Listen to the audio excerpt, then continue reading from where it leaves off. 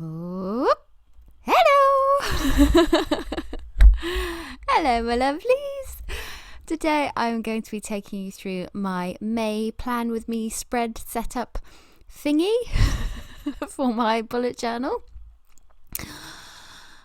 Today I've gone for a purpley purple and like a bluey purple, I don't know, lavender maybe sort of colour scheme, and I'm not doing any doodles in this one today. I wanted to show you that it's completely possible to make an aesthetically pleasing spread without doing any doodles or pretty things. I say pretty things, that I think the font is very pretty. Again, that's one that I got from dafont.com, dafont.com. They've got so many beautiful fonts on there. If you're wanting to find some and copy some, I definitely recommend you go there. So all I've done in this spread to make it look nice is use two different Tombow colours and that sort of squiggly wiggly border thing, which is so nice and super simple to create, and then just the two colours.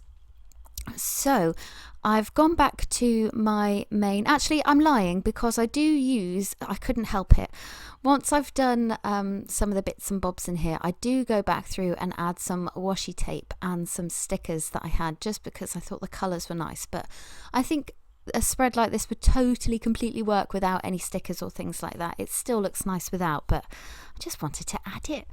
So I'm going back to my monthly setup that I used to love and use all the time.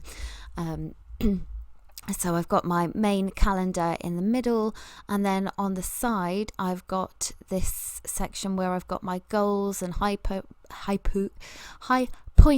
low point, what I'm watching and reading and all this sort of stuff. I made lots of mistakes in this planner because I was watching RuPaul's Drag Race, which I've just discovered. I was enjoying the drama. So like here, I made a mistake again with the spacing, and I thought, sod it, I'm just going to leave it. Like I said in the last video, mistakes like that just don't bother me like they used to. It used to really irritate me, and now I feel more like I can just let it go. It doesn't have to be perfect. As long as it's functional, then it's all good. So yes, just using the I lied again. That is a darker grey Tombow. That's the only different colour I use, just to blank out the days that aren't being used. Is it just me, or does anybody else really hate when a calendar takes up like 6 weeks instead of one, just for that one day on the end? Although it's an important day because it's my birthday. Yay!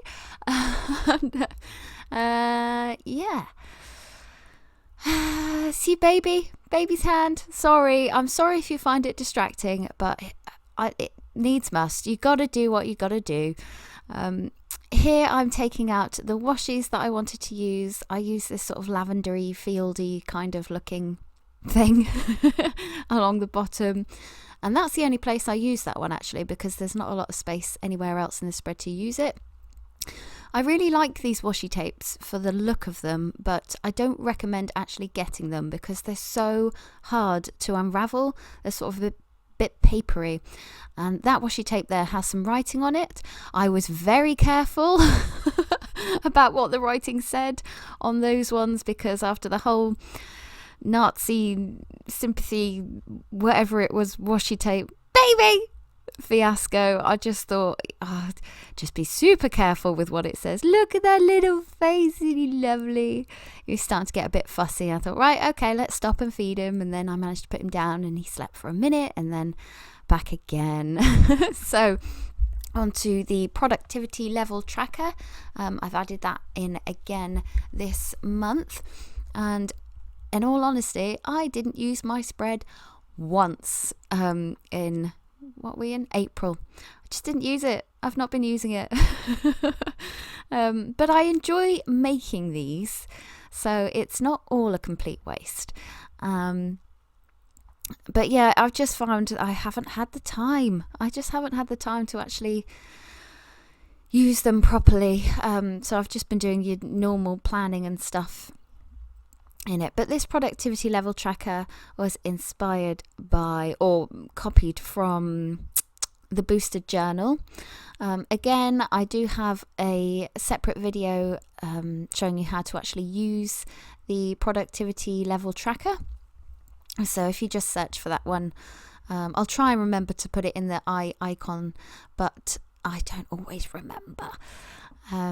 So yeah, and I've just gone really, really simple. I've not added all the lines and extra boxes and things that you can do with the productivity level tracker, because I was trying to be speedy before baby wakes up again. At the end of this video, he is going to be sat on the desk. I'm sorry, I know some people find it really distracting, and I apologise, but I am a mum and I have a baby, and I can't just lie him on the floor and leave him to it. He has just learnt to roll over as well, so I'm having to watch him like a hawk now, because I turn my back for 2 seconds and he's rolling all over the shop. So if you've never seen the productivity level tracker before, it's just a little spread where you add little icons in for different activities or tasks you've done in the day, and it's a great way to track how active you've been, how productive you've been or not been. And for me, I really enjoy them because I can see that I've achieved more than I thought I had most days, and it just looks really satisfying at the end of the month if you fill it all out. The next spread is my everything tracker. I do use that all the time, mostly to track my health and my fibromyalgia, which I am happy to say is still, it has flared up a little bit, but it's still very, very manageable at the minute. And I'm still convinced it's because I'm not taking any hormonal contraceptives. I'm sure that's why. But yes, I've got space for my pain, mood, energy, and some other things. I can't quite remember. I should know by now what's in these because I do use it every month. And then on the left hand side, I've got a space for notes about anything in that day that might explain what's going on in the tracker. Like if I've had a particularly rough day, I might be able to note down that maybe I injured myself, or if I didn't get a lot done, I can say maybe that I was poorly or something like that. Or I also use that space to put in if I've taken any medications and things. This sort of spread would be good for if you have anxiety as well, tracking anxiety or depression, anything like that. It's really, really customizable. And I just really like this one because it's so, I like the way it looks and I like how functional it is. So it's one of my favourite spreads, which is why it sort of stuck with me through the whole time. I made another mistake here, which it does annoy me a little bit more than the rest of them because it's so just so obvious. I'm sure you can see it there. Never mind. And I always use the Tombow to mark in the weekends because I find it just separates the spread a bit more and it's easier to look back and track things. And at the bottom I've got my time tracking. Each square sort of represents 2 hours, and then I put in what I've done in that time. Next is my relationship care spread again, same as usual.